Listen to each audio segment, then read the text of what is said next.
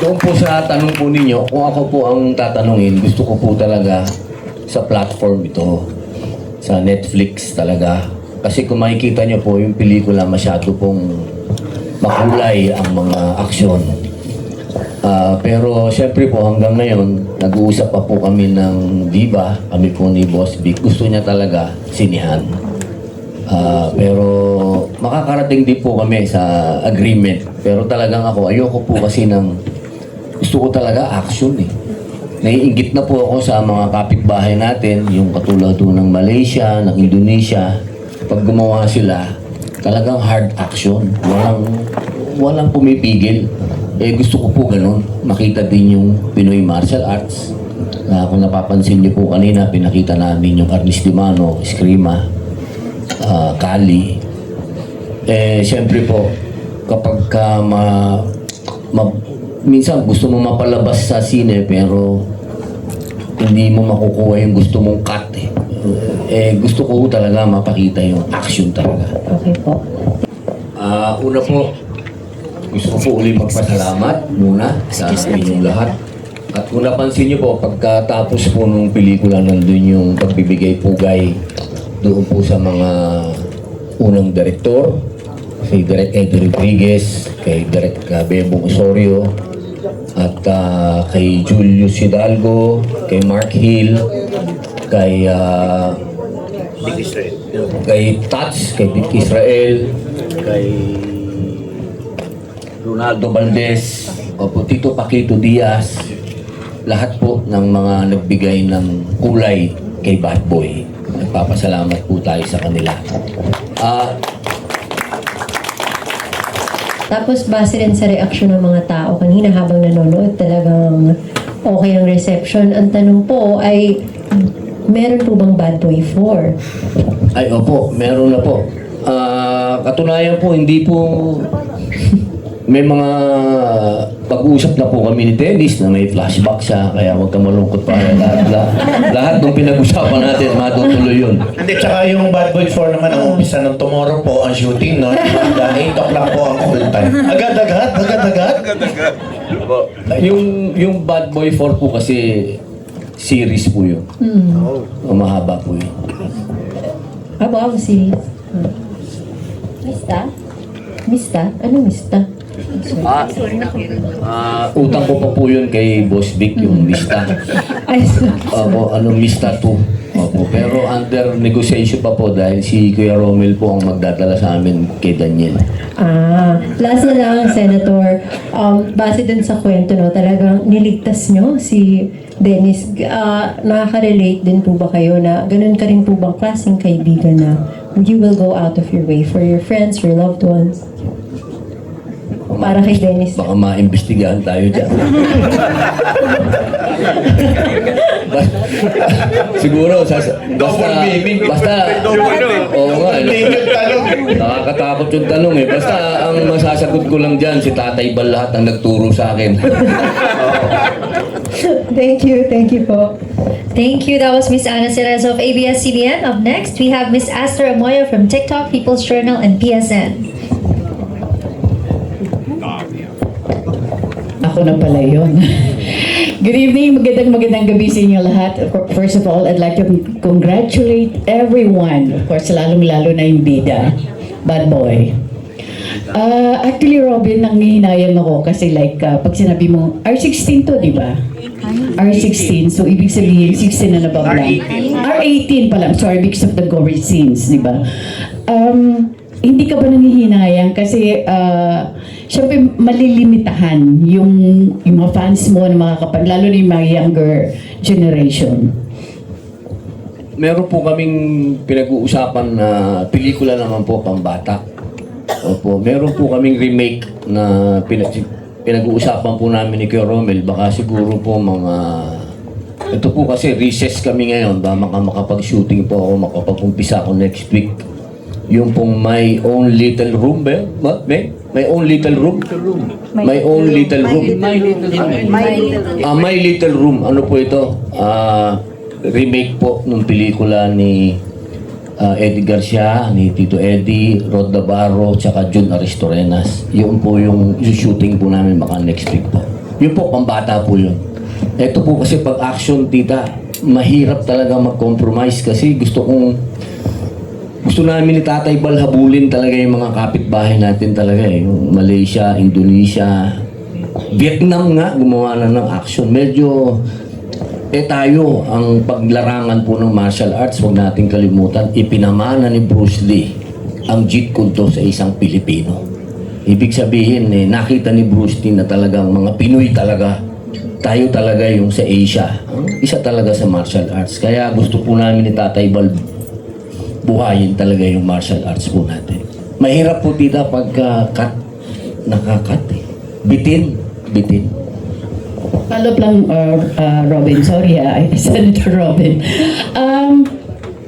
Medyo, hindi lang actually medyo, napaka-expensive ng pagkakagawa ng pelikula based on what we saw. Can you give us an idea kung magkano ito inabot? Nandiyan po ang producer namin, si Ma'am Jo, ng The Gang Store. Nandiyan po, alam niyo po kasi ito pong pelikulang ito, talagang pinag-isipan po namin. At kinausap po namin talaga yung mga, kung makikita niyo po yung mga buternong baril. Yun na nga eh. Opo, yung isang producer po namin nandito, si Ma'am Jo, siya po yung sa The Gang Store. Kung makikita niyo po yung mga baril talaga, hindi po yan laruan. Totoo pong mga baril ang ginamit po namin dito. At yung special effects po namin, masasabi po namin yung VFX namin na talagang ginastusan po. Kaya nagpapasalamat din po ako sa Viva dahil talagang all out po ang Viva. Ngayong gabi, actually, it was a revelation to us. This is the very first time na napanood ko siya on the big screen, Juancho. You were very good in this movie. How was it like working with the rest of the cast, lalo kay Robin? Actually, hanggang ngayon kinakabahan pa rin ako eh. Pero for those of you who don't know, syempre si Sen Robin, he really mentored me. Even before yung fight scene namin na malaki. Actually, dapat maikli lang yun. Pero siya mismo nagsabi na, hindi, gandahan natin to. And before we shot that scene, minentor niya ako sa bahay nila. Hanggang madaling araw kaming dalawa lang. And that means so much to me. And syempre, malaking pasalamat ko sa inyo, Sen Robin. Kasi ako, matagal na akong, mga 15 years na po ako sa industriya. At hanggang ngayon nangangarap lang din po ako. So, having a legend, di ba, at that caliber, mentor me like that is such an honor. Kaya nung nag-shoot kami, sobrang komportable na po ako kay Sen Robin. Actually, kahit kay Tatay Val po, na matagal niya nang kasama na fight director nila, na sobrang tinutukan talaga nila ako, inalalaya nila ako, which made my job really easy and comfortable. So, sa lahat ng nakanood and that's giving praises, maraming salamat po sa inyo lahat. Matapang kasi yung manager, ni Elizabeth Pidanes. This time kay Jotko, alam mo, each time nakikita kita sa screen, be it on TV or sa pelikula, alam mo, ang nakikita ko sa iyong tatay mo, kung talagang bad guy, you're the baddest. Paano mo, hindi mo naman ginagaya ang tatay mo, pero natural na sa iyo eh. Paano mo ito ginagawa? Or hindi ka ba natatakot na ma-identify sa iyo yung pagiging main kontrabida mo sa pelikula? Sa serye, whatever. Kita, hindi naman po dahil nag-e-enjoy po ako dito eh. Nag-e-enjoy ako sa ginagawa ko. Si Sen Robin pa ang tumawag. Bakit hindi mo sasamahan? Eh dating kasama niyo, tatay ko, ngayon ako sasama sa kanya. Bakit ako hindi sasama? Diba? Nakita ko kung paano niya binigyan ng importansya ang tatay ko. Bakit ako pa? Eh kami magkakasama sa Mista. Eh hindi ko pababayaan na hindi ako hihindi kay Sen Robin. Thank you. Lastly, in as much as I wanted to ask everyone, marami pang gusto dito magtanong. Babalikan ko si Robin. Robin, why did it take you 14 years bago makumpleto itong pelikula or bago mo ipalabas ang pelikula? Bali 11 po, 11 years. 11 years. Oh, sige. 2000. May higit pa rin 10 taon. Opo, nag-umpisa po kami nito 2014. Medyo bigla pong yung aking pong paboritong kandidato kasi nanalong presidente.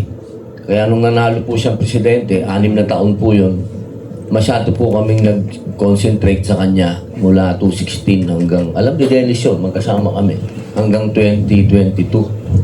Kaya nung hindi po talaga ako nagkaroon ng panahon talaga no na makapag-trabaho. Kaya ngayon lang po, tuwing recess, nakakapag-shooting po ako. Ang dami ko na nga pong utang. Ang dami ko po, hindi po pera ha, utang na nakuha ko mga down payment na naniningil ngayon. Kaya po ginagawa ko. Yung mista, kailangan ko pong gawin na rin yun. At yung kay Ma'am Sharon pa, marami pong utang ako sa Viva. Thank you very much, and again, good luck to the movie. Thank you. Good luck sa inyo. Thank you. Thank you, Ate Astor. Okay, tawagin naman natin si Mr. Jojo Panaligan, Rider Page Studios. Saan si Sir Jojo? Ayun. Salamat po, congrats Senator. Tanong ko po sa cast natin, ano po ang pinaka-maaalala nyo off-cam while shooting this with Senator Robin? Sino pong naalala ko? Kasi yung iba pong cast natin, Senator, kung ano pong maaalala nila shooting this, not necessarily yung mga scenes, but off-cam, interacting with you, Kami seeing po? you at work. Kami pong lahat? Ay, kasi po kami magbabarkada po talaga kami. Masaya kami. Sa totoo lang po, masaya po sa showbiz kaysa sa politika. Malayo. Opo, iba ang ligaya po sa shooting. Siyempre po, may mga kasama kaming bago, katulad ng Juancho. Kami naman po ni Nadia. Babe, alam mo naman yun. Pero sila ngayon ni Dennis na. At siyempre, kasama din po namin yung binibini ng Camarines Norte. Na siyempre po, kami nagpapasalamat din po sa Governor ng Camarines Norte kay Dong Padilla dahil support din po siya dito. At kami naman ni Eric, ngayon lang po kami nagkasama. Pero parang mas matanda pa sa atin to. Oo nga, hindi. Tsaka malaki rin ang inabuanan niyo sa movie. Ako nagpapasalamat ha, kasi ang laki ng ginastos mo to sa pagkamatay ko. Pero hindi mo nilabas dito. Sa Bad Boy 4. Ibig sabihin, by Bad Boy 4. Bad Boy 4. Tsaka siyempre po, si EJ, ito po yung aking mahilaw na son-in-law.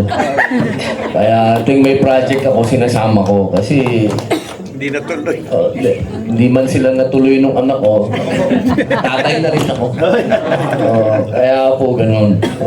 Sa totoo lang po, ito po galing sa puso ko. Nandito ang mga tunay kong kaibigan. So, Salamat po.